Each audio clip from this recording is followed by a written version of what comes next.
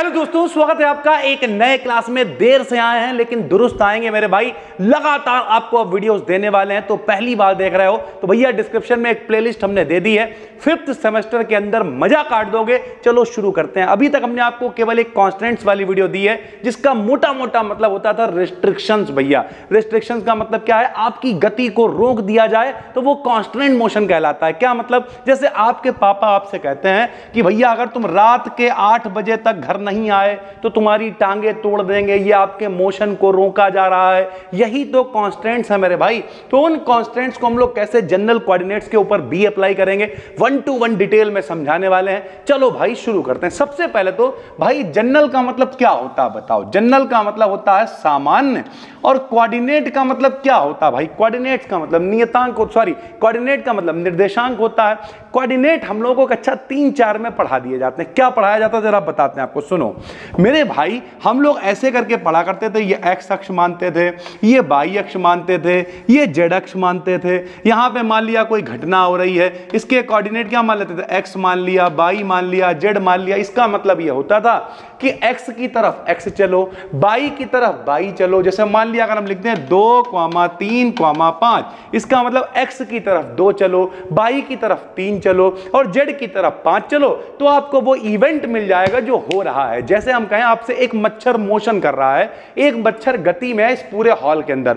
अब ऐसे ही अगर हम आपसे मच्छर ढूंढवाएंगे तो ढूंढ ही नहीं पाओगे, इतना बड़ा हॉल है। तो हम कहते हैं भाई एक्स की तरफ इतना जाना, वाई की तरफ इतना जाना, जेड की तरफ इतना जाना और मच्छर पकड़ के ले आना। वहीं पे मोशन हो रहा है, वहीं पे गति हो रही है। लेकिन जब हम आपको ये बता रहे थे तो एक आदमी बोला देखो भाई ऐसा एड्रेस बताना आराम से पहुंच जाए, ज्यादा ड्रामा ना करना पड़े। यानी सरल भाषा में कहें जो कम से कम कोऑर्डिनेट लगे, दुनिया भर का ड्रामा नहीं। एक चीज बता दो भैया, हम ज्यादा नहीं ढूंढ पाएंगे, सीधा सिस्टम है। वो कम से कम कोऑर्डिनेट जो किसी मोशन को ढूंढने में हमारी मदद करें। बिना कोऑर्डिनेट के कुछ होता ही नहीं है। जैसे अगर बाई चांस आपकी शादी हो रही है, अब आपकी शादी हो रही है तो भैया कोई तो लोकेशन होगी ना। बोले हम ससुराल जा रहे हैं, कहां है तुम्हारी ससुराल? उनने कहा भैया ससुराल हमारी फर्रुखाबाद में है। तो जो फ्रेम ऑफ रेफरेंस हो गया वो क्या हो गया? फर्रुखाबाद हो गया। ये फर्रुखाबाद आ गया। फर्रुखाबाद से कितनी दूर है? बोले फर्रुखाबाद से आगे चलना 4 किलोमीटर गांव है, वहां पे है मेरे भाई। तो एक फ्रेम ऑफ रेफरेंस हम लोगों को चाहिए होता है, जो हम लोग 9-10 से पढ़ते चले आ रहे हैं, जिसे हम लोग निर्देश तंत्र कहा करते थे। तो हमेशा एक चीज मान लेते हैं, एक सेंटर मान लेते हैं। गोली चली, कहां चली? बोले खिन्नी बाग चौराहे के पास चली। तो खिन्नी बाग चौराहा क्या हो गया? फ्रेम ऑफ रेफरेंस हो गया। और उसके कितना पास चली वो जो है वो क्या है? वो कोऑर्डिनेट्स हैं कि कितनी दूर, 2 किलोमीटर, 3 किलोमीटर, पौवा भर, 250 ग्राम कहां चली है, वो कोऑर्डिनेट है भाई। ठीक है, तो जनरल कोऑर्डिनेट्स क्या होते हैं? जो किसी इवेंट के बारे में बताएंगे और कम से कम कोऑर्डिनेट बताने के ही बाद उसका काम चल जाए, तब हम लोग जनरल कोऑर्डिनेट्स कहलाते हैं। सुनो, इंडिपेंडेंट कोऑर्डिनेट्स। इंडिपेंडेंट का मतलब क्या है? स्वतंत्र है, आजाद है। इंडिपेंडेंट कोऑर्डिनेट्स का वह मिनिमम नंबर, कम से कम बताओ हमें मिल जाए भैया आराम से। ठीक है, या वेरिएबल जो डायनामिकल सिस्टम, डायनामिकल का मतलब कोई सिस्टम है, कोई निकाय है जो गति में है, गतिक निकाय है, के मोशन को डिस्क्राइब करने के लिए रिक्वायर्ड होता है। अगर जैसे हमने सबसे बढ़िया एग्जांपल दिया मच्छर वाला, जैसे हम आपको एक एग्जांपल देते हैं भैया, एक गैया है, समझो जरा ध्यान से।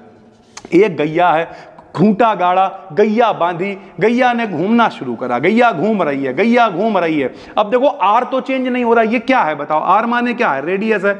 अबे रेडियस तो चेंज हो नहीं रहा, सबको पता रेडियस तो वही है यार। ठीक है, हमने कह दिया ऐसा करना, यहां से थीटा कोण पे जाओ गैया मिल जाएगी, यहां से 2 थीटा पे जाओ गैया मिल जाएगी, यहां से 3 थीटा पे जाओ गैया मिल जाएगी। क्योंकि आर तो उतना ही है, गैया घूम तो वहीं रही है, तो सिर्फ थीटा बताना पड़ रहा है। सिर्फ क्या बताना पड़ रहा? थीटा। और हमें गैया की गति पता चल रही है, यानी सिर्फ एक कोऑर्डिनेट बता के गैया की गति को हम लोग कमांड कर पा रहे हैं। इसका मतलब गैया की गति अगर हम लोग निकालना है तो जनरल कोऑर्डिनेट कितना हो जाएगा? 1 हो जाएगा इस सर्कुलर मोशन के अंदर। तो इस तरीके से कम कोऑर्डिनेट बताने पड़े और चीज पता चल जाए तो हम लोग उसे क्या कह देंगे? जनरल कोऑर्डिनेट कह देंगे भाई। ठीक है, तो हमने लिख दिया कि भैया कोऑर्डिनेट्स का वो कम से कम नंबर जो किसी डायनामिकल सिस्टम, किसी गतिक निकाय, अपनी भाषा में लिखो, के मोशन को डिस्क्राइब करने के लिए रिक्वायर्ड होता है, जनरल कोऑर्डिनेट कहलाता है। इन्हें काहे से लिखते हैं भाई? Q1 से लिखते हैं, dot dash Q2 dash Q3 dash dash dash Q के और डैश डैश डैश क्यू जे, इस तरीके से बीच बीच में हम लोग के मान लिया, जे मान लिया, इनका क्या इस्तेमाल होगा ये भी हम आपको आगे बताएंगे। यहां डिटेल करेंगे तो समझ में भी कम आएगा, क्योंकि अभी ये पेपर शुरू ही हुआ है, ठीक है, और प्लस समझ में कम आएगा, बात की बात है, वीडियो भी बहुत बड़ी हो जाएगी, ठीक है। तो कुल मिला के ये सब अभी हम आपको आगे समझाएंगे। हम लोगों ने क्या मान लिया, Q1 Q2 Q3, ऐसे तो मानते ही थे, मान लिया Qn तक, तो बीच में मान लिया Qj मान लिया, Qk मान लिया, इन सबसे कोऑर्डिनेट्स को लिखते हैं भाई, ठीक है। जैसे अगर हम कहें for a system of n particles and for k constants, अब ध्यान से समझो भैया, n पार्टिकल्स हैं, ध्यान से समझना, यहां पे थोड़ा सा एक छोटी सी ट्रिक है। n पार्टिकल्स हैं, सबसे पहले तो ये समझो, मान लिया एक मच्छर है, ध्यान से समझो, एक मच्छर है, एक मच्छर भैया x है, y है, z है, तो कितनी तरीके से गति कर सकता है, वो लंबाई में उड़ सकता है, चौड़ाई में उड़ सकता है, ऊंचाई में उड़ सकता है, यानी एक मच्छर 3 तरीके से गति कर सकता है। तो इसकी डिग्री ऑफ फ्रीडम जो है वो 3 होगी। इसकी डिग्री ऑफ फ्रीडम कितनी हो जाएगी, 3। डिग्री ऑफ फ्रीडम क्या होता है, स्वतंत्र गति कितने रूप से हो सकती है। एक चींटी तार के ऊपर चल रही है, डिग्री ऑफ फ्रीडम 1 है, सिर्फ लंबाई में चल सकती है, आगे पीछे भैया, ठीक है। एक चींटी मेज पे चल रही है, डिग्री ऑफ फ्रीडम 2 हो गई, लंबाई में चल सकती है, चौड़ाई में चल सकती है। एक चींटी हवा में उड़ रही है, उड़ने वाली चींटियां भी होती हैं, हवा में उड़ रही, तो लंबाई, चौड़ाई, ऊंचाई तीनों में उड़ सकती है, तो डिग्री ऑफ फ्रीडम 3 हो गई।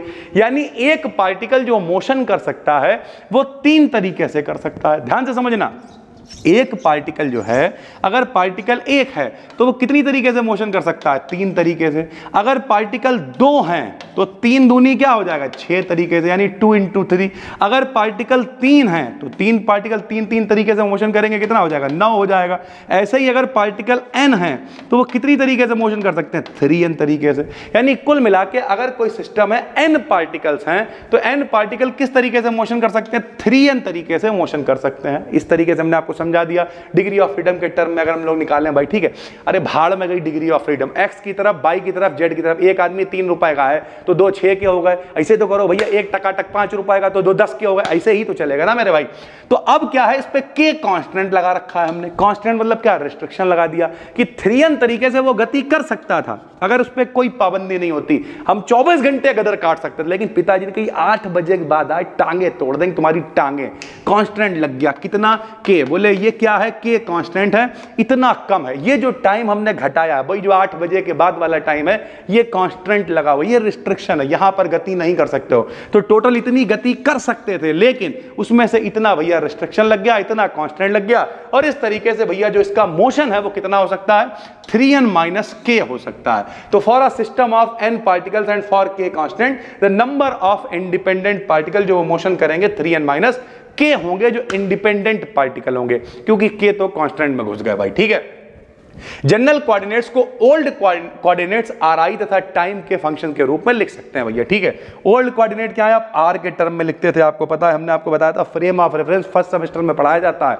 क्या होता है भैया कि अगर हमें बताना है कि कोई इवेंट कहां पे हो रहा है, तो पिताजी ने कहा गोली चल गई, ठीक है, पिताजी ने कहा गोली चल गई, तो तुम क्या कहोगे, कब चली, कहां चली, यही पूछोगे ना। तो कहां चली यानी x, y, z, इसे हम लोग r से लिख दिया करते थे, और संग में t भी लेते थे। कहां चली और कब चली, ये भी इंपॉर्टेंट होता है ना, समय भी तो इंपॉर्टेंट है मेरे भाई। तो r, t इंपॉर्टेंट होता था। इसी तरीके से जो ओल्ड कोऑर्डिनेट्स हैं यानी r और जो टाइम t है, के फंक्शन के रूप में लिख सकते हैं। कैसे लिखेंगे भाई, तो ये अपना qi आ गया। qi को कैसे लिख सकते हैं भैया, r1, r2, r3 dash dash dash rn, और संग में क्या आ जाएगा, t। बस लिखने का तरीका है। ये ओल्ड कोऑर्डिनेट्स हैं, इसी को थोड़ा सा स्टैंडर्ड फॉर्म कर दी, सरल बोले जनरल है, आसान है।